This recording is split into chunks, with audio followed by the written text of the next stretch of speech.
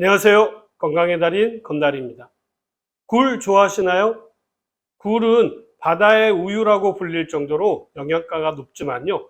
일부 시기와 섭취 방법에 따라서는 독성이 생성되기 때문에요. 각별한 주의가 필요한데요. 특히 산란기인 5월부터 8월까지는요. 굴이 자체적으로 독성을 띨 수가 있기 때문에 드시는 것은 피하셔야 하고요. 겨울철에는 노로바이러스에 오염될 가능성이 있어서 주의가 필요합니다. 굴은요, 다른 해산물에 비해서 신선도가 빨리 떨어지기 때문에요, 각별한 주의가 필요한데요. 요즘은 냉동굴이 있어서 여름철에도 굴 요리를 드실 수는 있지만 생굴이 아닌 냉동굴이라는 것을 참고하셔서 드시기 바랍니다. 오늘은 중앙일보 인터넷판에 올라온 특별한 굴에 대한 이야기를 해드리려고 하는데요. 굴에서 항생제를 무력화하는 슈퍼박테리아를 대적할 만한 항생 물질을 발견했다라는 이야기입니다. 우리나라는 세계에서 슈퍼박테리아로부터 가장 취약한 국가 중에 하나인데요. 지난해 말 유명 과학 저널 랜시스에 실린 한 논문 내용인데요. 2021년부터 슈퍼박테리아에 대응을 하기 위해서 세계의 수백 명의 과학자가 협업 연구한 결과물 중 하나로서요. 항생제 내성을 가진 슈퍼박테리아의 미래를 예측한 내용입니다. 논문 내용을 살펴보면요. 2021년 기준 항생제 내성으로 인한 슈퍼박테리아로 추정되는 사망자는 471만 명으로 나타났는데요. 2050년까지 매년 1000만 명의 사망자가 나타날 것으로 예측되었다고 합니다. 이러한 예측만으로도 문제가 심각한데요. 미래의 가장 큰 피해자 중 하나가 우리나라가 될 것이라는 최악의 소식이 전해졌습니다. 그런데도 불구하고요, 이러한 사실은 그다지 많이 알려지지 않고 있어서 저라도 알려드려야겠다라는 생각에 오늘 영상을 제작하게 되었는데요. 2050년 인구 10만 명당 사망률을 예측해 보면요, 우리나라는 개인 위생이 취약한 인도와 아르헨티나 등과 함께 최상위를 차지했는데요. 왜 하필 우리나라가 이런 결과를 얻게 되었을까요? 우리나라는 항생제 사용량이 세계 최상위권 국가이기 때문입니다. 동네 병원에서는요, 감기만 걸려도 해열제와 함께 항생제를 처방하기 때문입니다. 요즘은요, 이런 문제가 심각하기 때문에 많이들 줄여가고 있다라고 하지만요, 아직도 많은 부분에서 항생제 오남용이 진행되고 있기 때문이겠죠. 이런 부분에 있어서 우리 정부도요, 국가 항생제 내성 관리 대책을 마련하고요, 대응하고 있지만요, 초기 대책이 상급 종합병원 위주로 수립되어 있다 보니까 동네 중소병원까지는 영향을 크게 미치지 못하는 것이 현실이죠. 이런 환경은 항생제의 내성이 생긴 슈퍼박테리아에 취약할 수밖에 없는 환경인 것이죠. 우리나라 항생제 사용이 많을 수밖에 없는 이유는 또 있는데요. 우리나라는 세계에서 가장 빨리 고령화 사회에 진입했고요. 초고령화 사회로 가는 속도가 세계 최고이기 때문입니다. 나이가 들게 되면요, 호흡기계 질환에 취약해지는데요. 특히 우리나라 사람은 태음인이 많은 관계로요, 폐가 약해서 호흡기계 질환에 취약합니다. 자칫 감기만 오래 가게 되어도요, 폐렴으로 진행될 가능성이 많아서 항생제를 쓸 수밖에 없는 특별한 이유가 있기 때문입니다. 이러다 보니까 우리나라는요, 슈퍼바이러스에 쉽게 노출될 수밖에 없는 것이 현실입니다. 이것은 우리가 생각하는 것보다도요, 훨씬 더 심각한 일이라는 것을 인지하셔야 합니다. 염증이 발생해서 항생제를 투여해도요, 아무런 효과가 나타나지 않게 되고요, 염증이 온몸으로 퍼져서 결국 사망에 이르게 되기 때문입니다. 단순히 가벼운 감기만 걸려도요, 이제는 사망할 수 있는 심각한 위험을 맞이할 수 있다는 것입니다. 슈퍼박테리아는요, 어떠한 항생제를 사용해도 죽지 않는 세균을 뜻하는데요, 슈퍼버그라고 불리기도 합니다. 현대에는요, 항생제의 남용으로 항생제의 내성을 가진 저항성이 높은 돌연변이 박테리아들이 많이 생겨났는데요.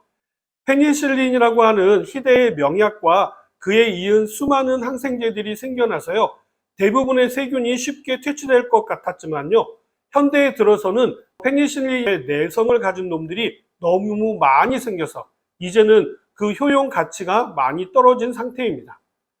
항생제가 크게 보급된 이후 각국의 항생제 오남용으로 인해서 페니실린뿐만 아니라 페니실린 이후에 개발된 메티실린이라든지 반코마이신 등등의 항생제가 개발되었지만요. 이것들에서도 내성이 생기는 바이러스가 나타나기 시작했다는 것이죠. 항생제 내성의 문제는요, 임상에서의 오남용보다는요, 농축산계에서의 남용이 더 큰 문제로 나타나고 있는데요. 소나 돼지는 물론이고요, 양계장에서의 항생제 남용은요, 예전부터 언론을 통해서 많이 회자되었던 내용이어서 요즘에는 달걀도 무항생제 달걀을 따로 판매할 정도로 이미 많이 알려진 내용이고요.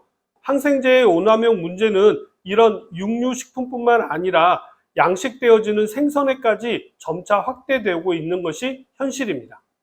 그렇다고 해서 임상에서의 오남용이 문제가 없다라는 이야기는 아니지만요.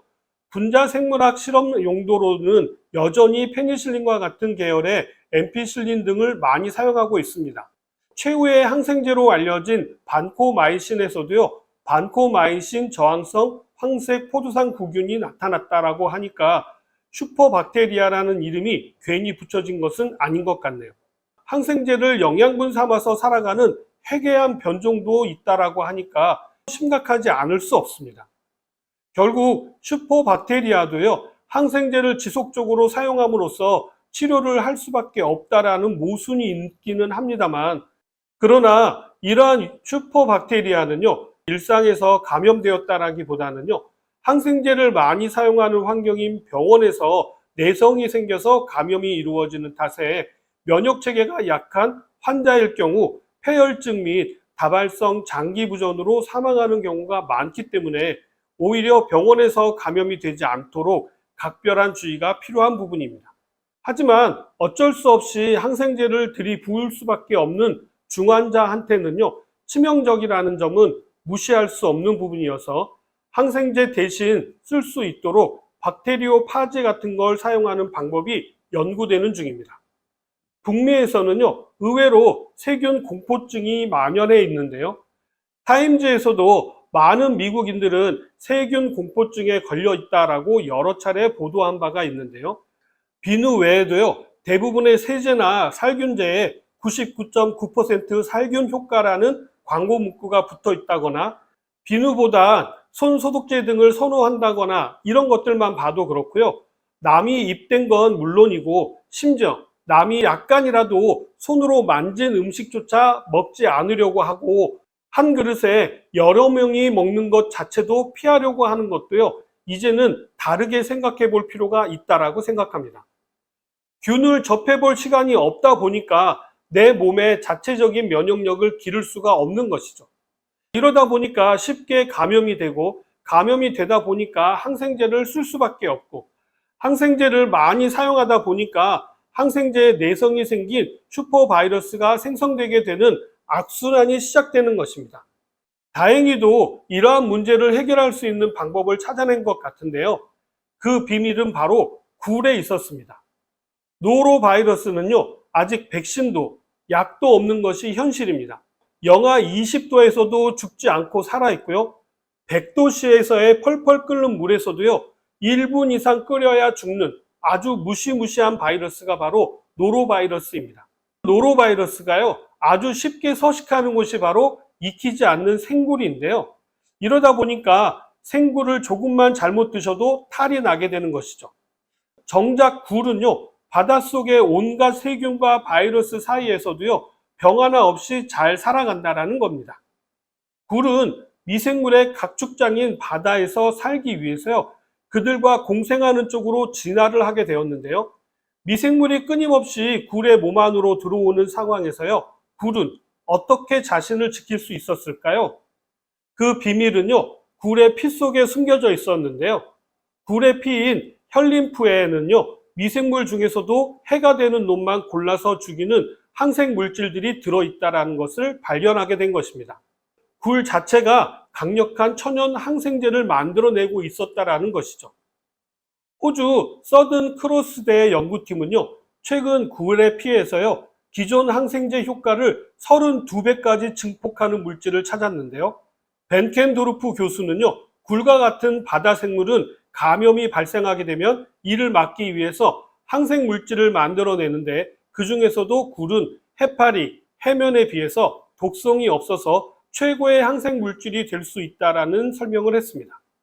이제는 굴을 이용해서 슈퍼바이러스를 죽일 수 있는 새로운 항생제가 만들어질 수 있다라는 희망이 생긴 것이죠.